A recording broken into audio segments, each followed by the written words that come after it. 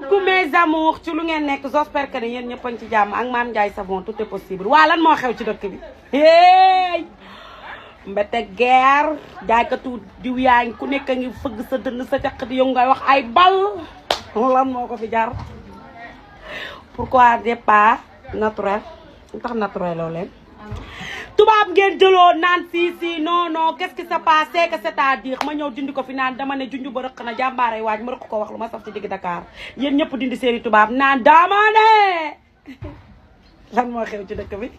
yéen ñëpp a ngi wax ay bal léegi nag doyatul xale yaa ngi jóg nee nañ dañuy foros di jaay jonge